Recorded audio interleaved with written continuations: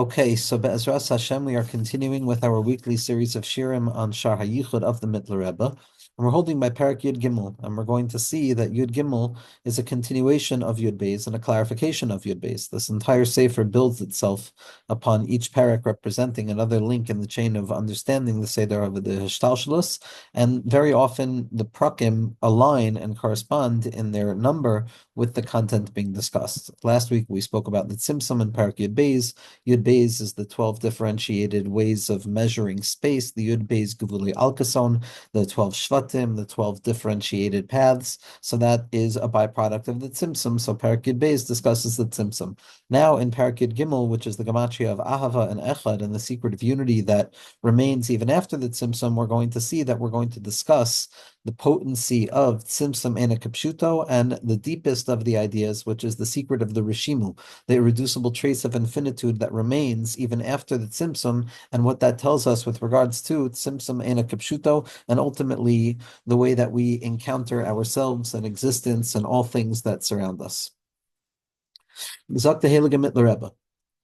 V'hanimshol mikol hanal, the way of understanding the depth of the metaphors and the examples of tzimtzum, what we discussed earlier in the previous parak, yuvan lamala beklolus inyan hatzimtzum hanikra makum panui.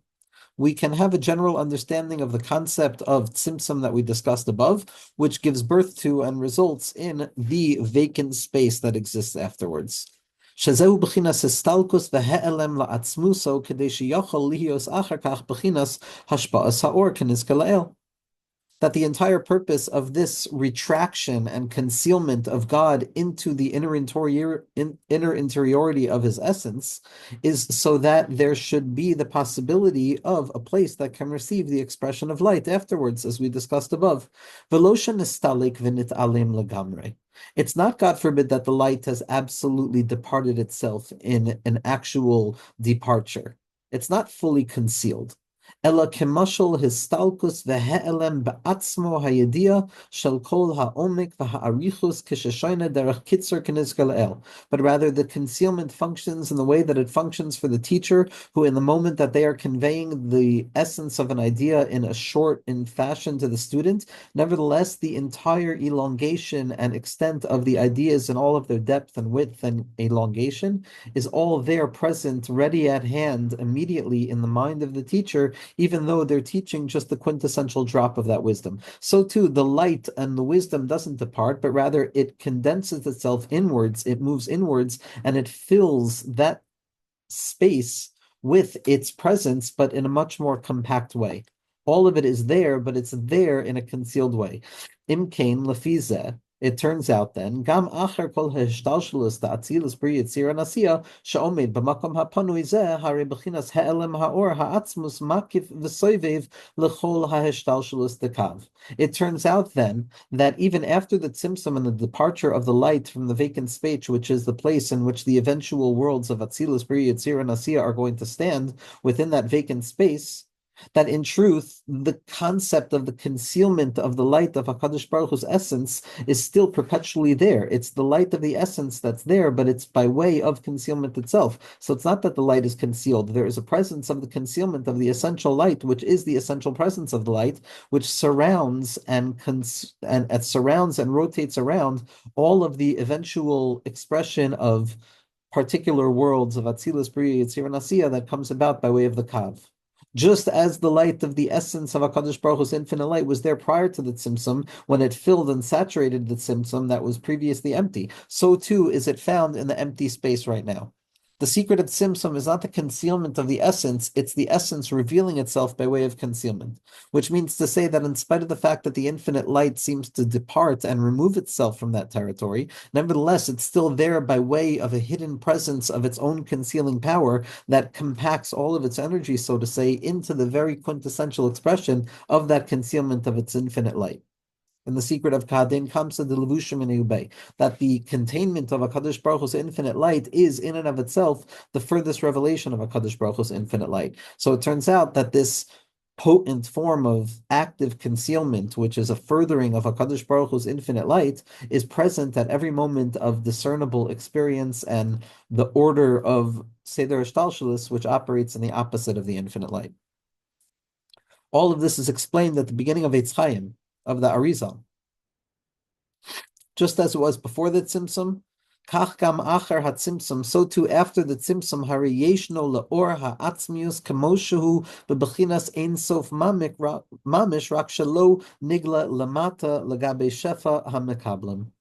Just as the infinite light saturated the entirety of the halal prior to the tzimtzum and the contraction of that infinite light into itself, so as to create that vacant space, so too after the creation of the vacant space, the element of the infinitude of the light itself is actually and explicitly present down there below. It's just not being revealed by way of graspability or by shefa to the makablim who exist in that place, because now they operate in the light of the concealment of that light. Aval lagabe atzmuso ein shinoi bezeh klal, kamo mashal hayadua kol but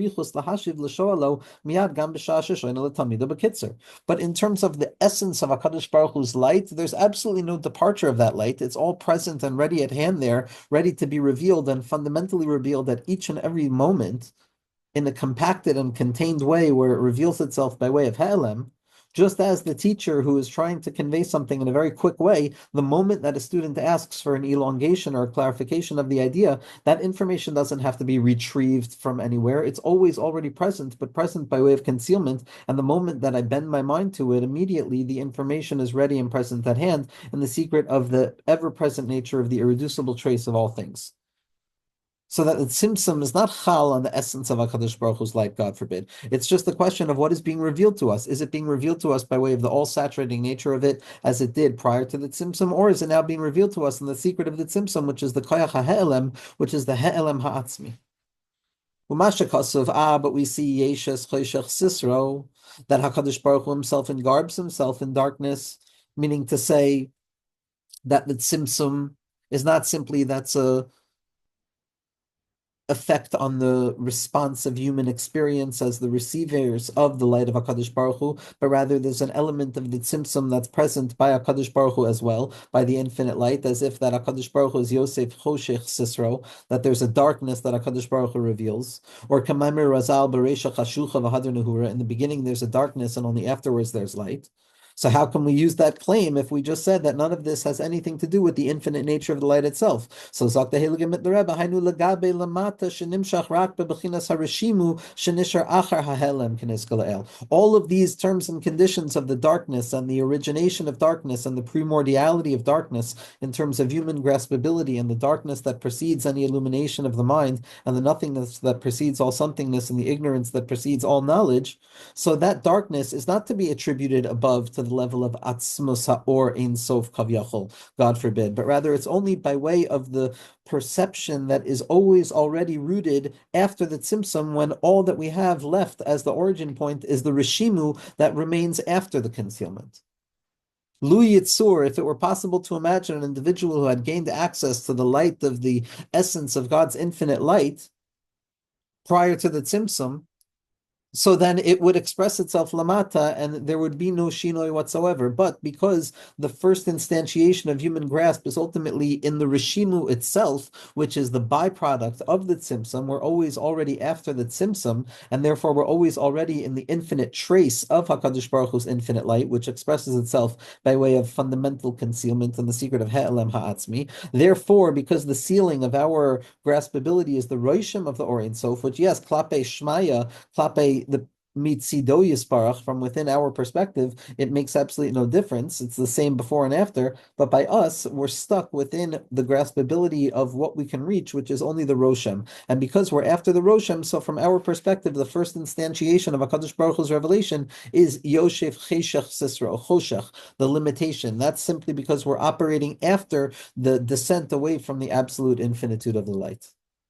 That's where the beginning appears to take on the form of darkness. Because yes, from the perspective of the Reshimu is choshech plape, that which is above it. As the Zohar Kadosh says, that Keser Ilah ukmahu lagabi ilah ta'ilot. That Keser Ilah, even the highest level, is blackened and darkened in relationship to the source of all sources that perpetually exceeds it. V'zehu ata kadosh v'shimcha. This is what we say when we say Ata Kadosh and your name is holy. You, your essence is holy, and HaKadosh Baruch Hu, your name, your revelation is holy. Or Ha'atzmi. Your name, your Kodesh, HaKadosh Baruch Hu, and your name, which is your essential light that you reveal, is also considered as Kadosh. Kadosh means muvdal, it means transcendence, it means removed. Ve'ata hu koidem shenivra ha'olam. Meaning, HaKadosh Baruch Hu, Ata Kadosh, that's Avada, because Ata Kadosh is before the Tzimtzum. But B'Shimcha Kadosh, which is the revelation of the Reshimu after the Tzimtzum, that's also representative as Muvdal, as expressive of the infinite light. It's a different gradation of infinitude. Yes, the Reshimu is always after the effect, but if you dig down deep enough into the Reshimu, you come to find the source of all things, which is the light of the essence itself. And so too, it's not only Ata Kadosh from before the Tzimtzum, but V'Shimcha Kadosh even after the Tzimtzum, because ultimately Klape Shmaya, the Tzimtzum isn't mastir, and in terms of our experience of from below to above, where what we can grasp is the Reshimu, the irreducible trace of it all, that also contains the quintessential drops of infinitude. So Bein Kach Ubein Kach, it's infinite above and below. It's also the secret of it's not only Ata Kadosh v'Shimcha Kadosh, but it's what we say every day that Atu Shenivra Ata Kodim Shenivra Olam v'Atu Achar Shenivra Olam. That you're the same before the creation of the world and you're the same after the creation of the world. Atu Kodim Shenivra Olam. It's all the same. Kamosha Kasuv Ani Hashem Lo Shinisi. I am a Kadosh Baruch Hu. The essence of my light has not shifted from the essential perspective of a Kadosh Baruch Hu's light, which is the highest level of what we're graspable of, Atzmus or Ein Sof. We're never talking about Atzmus itself. We're talking about the Atzmus of the or Ein Sof, which is always already a level removed, but fundamentally inherently connected with and bound up with in every ounce of Atzmus or Yisparach Kavyachol, whatever that would mean in terms of graspability. So what we're talking about here is the Atzmus of the or Ein Sof. And in the Atzmus of the or Ein Sof, it's Ani Hashem Lo Shinisi. It's before and after. The Tzimtzum is not mafsik, because at every single moment, all that was removed is ready at hand to be revealed because it was never taken away. It's just there by way of concealment. The energy of expression is now being utilized and expressed by way of concealing its expression. So it's utilizing different muscles. And the secret of Ezehu Gibor, HaKoivesh es Yitzro, the Yitzer's desire is to express itself outwards, like or. But the Hiskabris HaKoach, to be mastir on oneself, to develop a containment for that or, that's ultimately going to be more revelatory of the infinitude of HaKadosh Baruch Hu's light than the expression of light itself. How can we say Ani Hashem Lo Shinisi? Mishum Damash Megala Amukos Mine Choshech Ve'Elem Zeh Achar Kach Ba'Haaras Hakav Hu Davka Me Oso Or Ha'atzmus Shelifnei Hatzimsum. Meaning to say, the light that appears after the tzimtzum in the form of the kav and the minimized expression of infinitude, it's not something separate and apart from the previous essence of the light that saturated the entirety of the halal. That light is now being revealed in a measured way, but it's the same as it ever was. It's the same as that which was before. It's the same light. The light has not changed. And when one is dealing with infinitude, when one is dealing with the infinite light itself, every drop of light, every ounce of light contains the entirety of the lights. And any shemetz and shine of one ray of that infinite light reveals the entirety of the infinite light itself. Because a toifes chelak min ha'etzem toifes is ha'etzem kulo. And a person who grasps a ray of the light grasps the entirety of the light. And so when we say Ani Hashem Lo Shinisi, that the Tzimtzum is not gorem, any shinoi between before and after, it's because the light that will emerge downwards, in spite of the fact that it is now quantified and maintained in constriction, nevertheless, it's the same essential light that was there before the Tzimtzum as well. V'zehu atahu koidem shenivra ha'olam v'atu ha'achar shenivra ha'olam. Atahu, it's the same you, it's the same expression of HaKadosh Baruch Hu, ukiyadua, as is known. It's known. So the Tzimtzum is not mastir. But nevertheless, va'amnan lo nikra or ha'atzmus shemakuf makif ha'ishtalshlu shebamakum panoi v'chulei. Kamo b'chinas makif lepnimi kemakif ha'klali the kav shemakif la'abiyah b'shav v'chulei. It's important for us to understand that when we talk about the fact that the he'elem ha'atzmi is makif all of the halal, so that any experience of unfolding or limitation is ultimately retroactively going to be seen as having existed within the concealment of the infinite light, which is in and of itself an expression of the infinite light, which then in a certain level negates the actuality of the process that seems to be taking place. It doesn't deny its viability or its reality, but it just reveals reveals a new way of grasping the reality of that which is taking place within the Halal Hapanui, to the degree that, yes, it's all very real, to the degree that reality is real and that the Torah is real, but nevertheless, ultimately, it's all taking shape within the ever-present nature of the infinite light that saturates all things, except the miracle now is that the infinite light has congealed itself to such a way that it's revealing itself by way of concealment, which creates the possibility of there being chidush, or the additional adornment of bechira within the Halal Hapanui.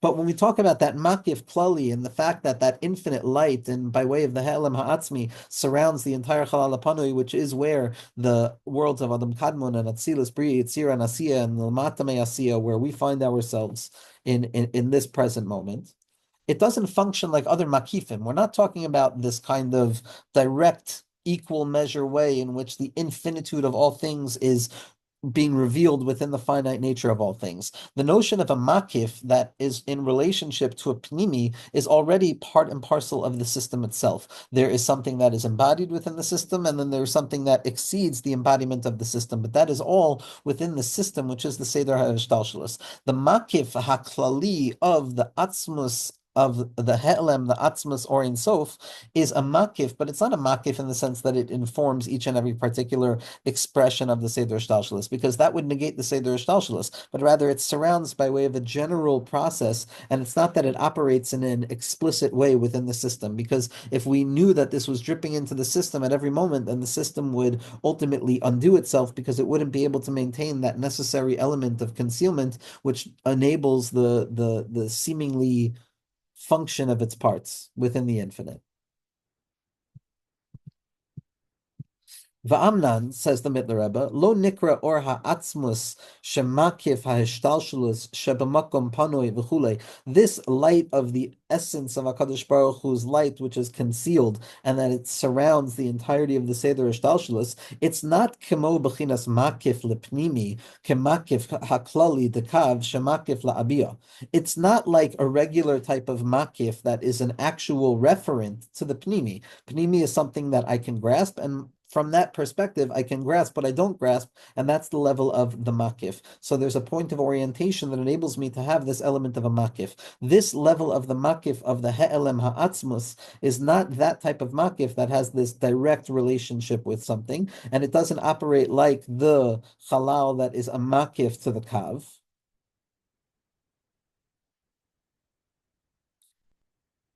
B'shav. Ki hare adayin eno begeder v'sug b'chinas or hahashpa'a klal, gam lo lihiyos b'chinas makif. This light of the concealment of the infinite light does not operate in the form of the makif to the degree that it doesn't convey anything. It doesn't send anything down. It's not something that is subject to grasp, and therefore it is not something that is going to express itself by way of hashpa'a me lamala lamata, which is generally speaking the way that we describe a makif. A makif is something that has not yet entered into conscious grasp, but the fact that it's not yet implies that it will be soon. But this general shape of the makif of the he'elem, of the atzmas or Ein Sof, that creates the makif of the halal, in which all of the gradational worlds are going to take shape, that's still not operating in the point of which it can express something. It doesn't share anything.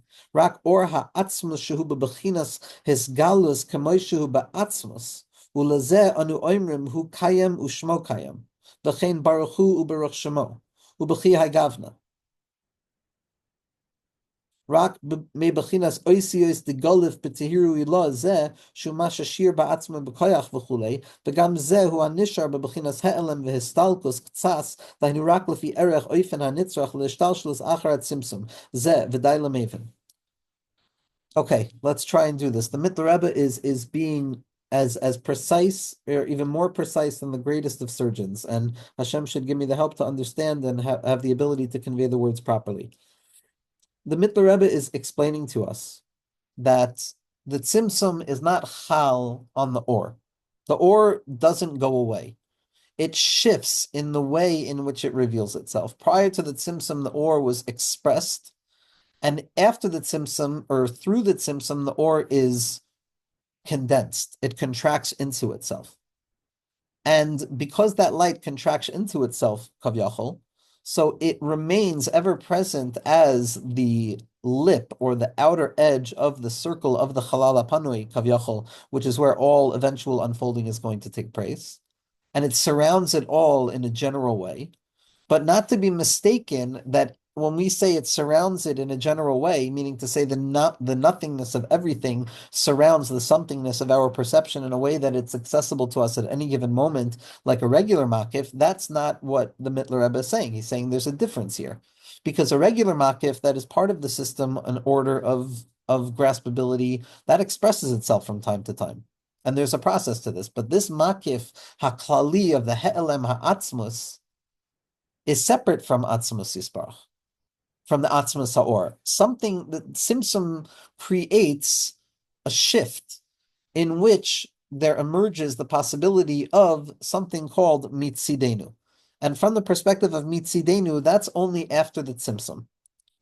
And what the Tzimtzum implies is that in spite of the fact that the essence of HaKadosh Baruch Hu's light is always present because it's always there, even though it's by way of concealment, nevertheless, one of the halachos that seem to be chal as the result of the Tzimtzum is that the infinite light that remains present after the Tzimtzum is no longer subject to revealing itself in a revealed and graspable way downwards in the world of Hishtalshlus.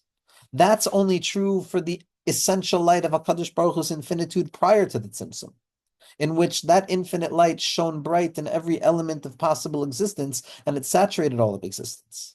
And that's what's going to be the future revelation, where that infinite light is going to flood itself back into the Reshimu, and the Reshimu is going to shine, and the Tzimtzum is going to be Mezachech itself, but there's still going to remain the irreducible traces of the memory of that concealment of the Reshimu.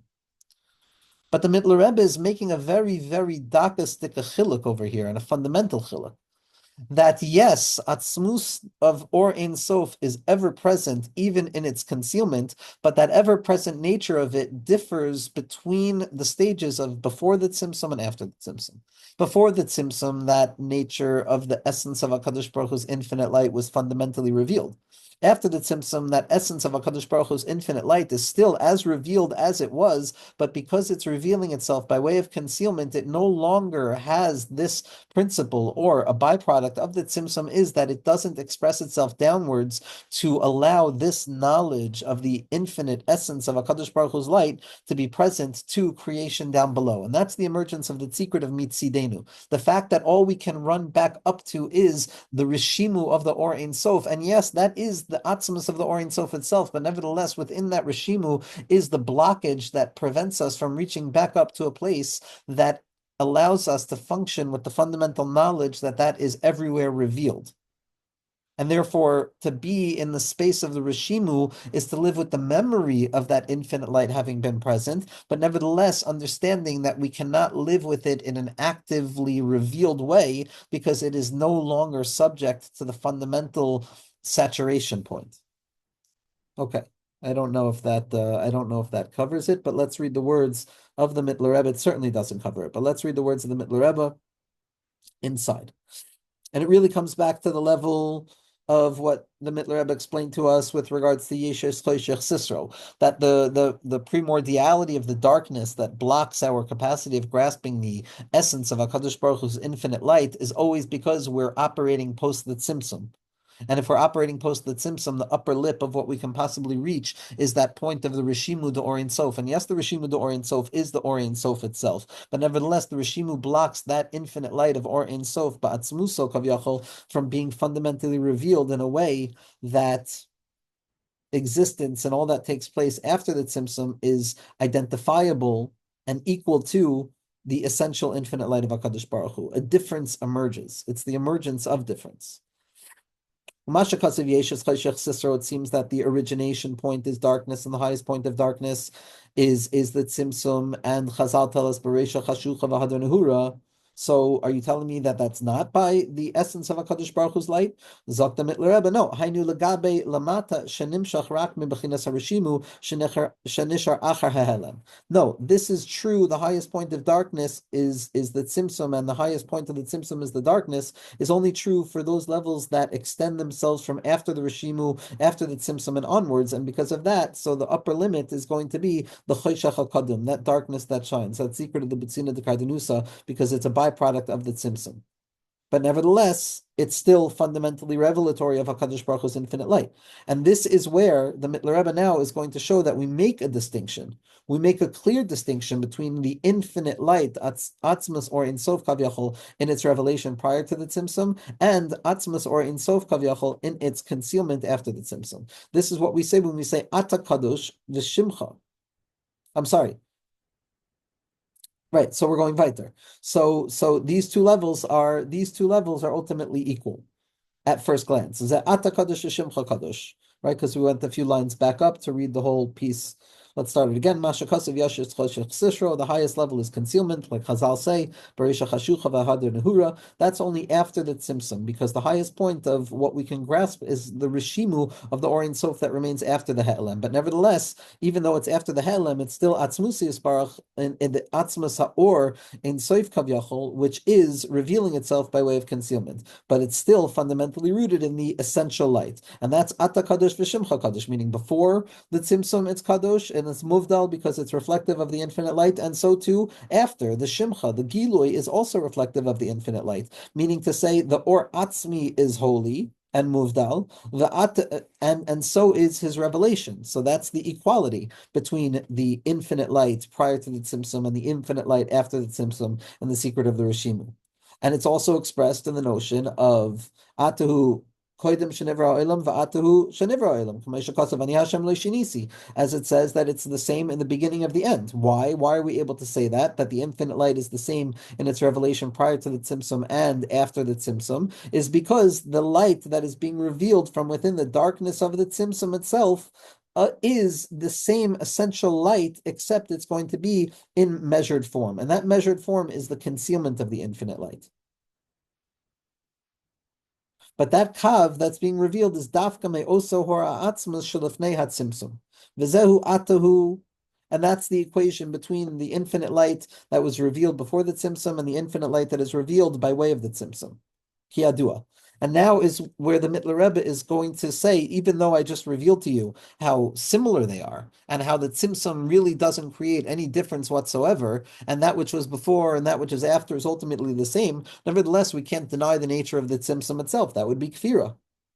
And therefore, we have to understand that in spite of the equality and the identity, nevertheless, there's not an absolute identity, because once it's always already a byproduct of the Roshem, which means after the Tzimtzum, so it no longer has the same impact or the intensification on existence as the infinite light prior to the Tzimtzum. V'amnam lo nikra or ha'atzmus shemakif ha'ishtalshlish b'makom panei v'chulei k'mo b'chinas makif l'pnimi k'makif ha'klali dekav ha'makif le'abiyah b'shav v'chulei. Ki harei adayin eina b'geder v'sug b'chinas or ha'shpa klal. But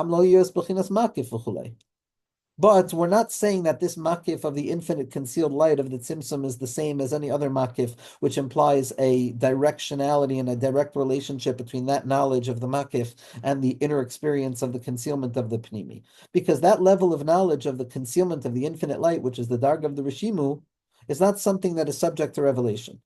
The only light that is subject to revelation would have been the Or ha'atzmus shehu bebechinas hisgaluso kamo shehu ba'atzmuso. That the only point at which the infinite light of HaKadosh Baruch Hu, in its essential form, as it existed prior to the Tzimtzum, would be able to inform reality to the degree that the infinitude of HaKadosh Baruch Hu's fundamental infinite light was always shining forth into existence. That would have only been had there not been a Tzimtzum, kamo shehu ba'atzmus. Anu oimrim hu kayam ushmo kayam, v'chein baruch hu u'baruch shemo. And that's why when we talk about HaKadosh Baruch Hu, when we talk about our accessibility of HaKadosh Baruch Hu, what we're saying is hu kayam v'shmo kayam, baruch hu baruch shemo. We make a distinction. We live with the distinction between prior to the tzimtzum and after the tzimtzum, even though they're ultimately the same. Even though the Reshimu after the Tzimtzum contains the entirety of the light that existed prior to the Tzimtzum, because the concealment is an active revelation of itself, nevertheless, we still live with the division between before and after. And one of the distinctions, says the Mitteler Rebbe, is in terms of the revelation in an active way of the infinite presence of the infinite light. Before the Tzimtzum would have been revealed everywhere to the degree that the Makif HaKlali of the He'elem Ha'atzmi would have been reflective in every fabric of existence, as it will be in the time of Mashiach. But it's only after the tzimtzum that there's an element of concealment of it. And ultimately, the whole thing is this schoik of the mind and the Suda of the Lavyasan, because the only notion of the difference between before and after is a result of the tzimtzum. And therefore, the result of the tzimtzum is that there's a difference between before and after. And it's only going to be through the undoing of the tzimtzum that we can reveal before and after. But that's the deepest secret. The deepest secret is that our job is to reveal the infinite light of HaKadosh Baruch Hu within the realms of the tzimtzum itself. So that when all of the tzimtzum is completed and all of the kelim are mezuchach, and we've worked through all of the birurim, what's going to happen, as the Leshem explains and as the Mitteler Rebbe explains fundamentally, as the Mitteler Rebbe explains, the Leshem Svarim explain this same secret in a different way, in a different language, but ultimately they are parallel to one another, as Be'ezras Hashem should be clear and will become clearer and clearer. But the whole secret of the tzimtzum is this creation of an apparent differentiation between before and after, and anything that is after cannot return to that which is before. But what will be revealed is that because we've gone through this process of the tzimtzum, when the light of before the tzimtzum is going to be revealed, it will now have kalim of after the tzimtzum, which will be able to receive it, and they won't be nullified in their essence, meaning to say that the kalim that which were rooted in the concealment of the essence of HaKadosh Baruch Hu's infinite light will remain even after the return of the essence of HaKadosh Baruch Hu's infinite light. And that revelation of the vessels could not take place and cannot take shape and cannot congeal if it were not for the tzimtzum, which was the entire process of this congealment. But for now, there's still a differentiation. We make a distinction. All that we have access to is the bechina of the oisios, the galif, betehiru ilah, zeshehu ma sheshir ba'atzmei b'koyach v'chulei. What do we have access to? What is the shmoy? What is after the tzimtzum? What is the reishim? That's like the osios that are engraved in the potential of the original engraving, in the glyph that was created and engraved within the Tehiru Ilah, the source of Nishmas Yisrael, the souls of Klal Yisrael, which are engraved upon the stone of existence, and the Evan Masu Abanim Haisel Pina, which is mushrash upon the Evan Hashasiyah, which is the Shirish and the Tzaddik Yisrael Olam, who's mamtik all of the tzimtzumim. Nishmas Yisrael rooted in the glyph, in the galif gilufe, in that original entracing and that engraving and the nikras hatzur of it all. That place is the origination of Nishmas Yisrael. Nishmas Yisrael is rooted in the Reshimu, and the Reshimu, the Osios of Reshimu, as the Maharash reveals, is not something that's subject to tzimtzum, meaning to say that on a certain degree the soul carries a secret of the atzmus of Or Ein Sof Kavyachol as it existed prior to the tzimtzum as well, and that's for a different discussion, and that's something that's not necessarily being spoken about, but being implied in a hidden way. But again, we're always only talking about the infinite light itself. That all that we can grasp by way of the Reshimu is the glyph within the Tihiru Ilah, which is the same metaphor of the Shashir Ba'atzma B'koach. When we spoke about the Yecholos Kavyachol, that HaKadosh Baruch Hu Kavyachol creates a space of pure possibility within which the unfolding process of Shis Elfei Shanin Dahave Alma is going to unfold. And even that, which we have, which is the Reshimu, it's not fundamentally revelatory of the source from whence it emerges, but rather it's the byproduct and the quintessential remainder, which, yes, contains the entirety of the byproduct, but nevertheless is only expressed in a quintessential remainder. It's a byproduct of a prior concealment and a removal, meaning to say that this notion of the Reshimu is rak lefi erech oifen hanitzrach lehishtalshelus achar hatzimtzum zeh. Meaning to say the full entirety of all things is always already a step removed from the essential point from whence it emerged. And if it's something that can be discussed and grasped, then it's ultimately secondary to the infinitude of all things. And nevertheless, it might contain the DNA and the residual imprint of infinitude, which never goes away, but nevertheless, it's still a revelation. It's still separate. It's still a Reshimu. And the wisdom of this and the secret of this, Rabbi Nachman explains and the Balatanya explains, is the secret of what Mashiach Tzidkenu is going to reveal, how the Makif enters in, and how the Makif of the Makif enters in, and the secret of the Tzimtzum, and how it could be. And this parak of Yud Gimel has to be learned in conjunction with Samach Dalid and Likutei Maharan. V'day l'mevin. That's enough for those who understand. Okay, we're going to pause over here, Be'ezras Hashem, and we'll complete Parak Yud Gimel next week. Okay.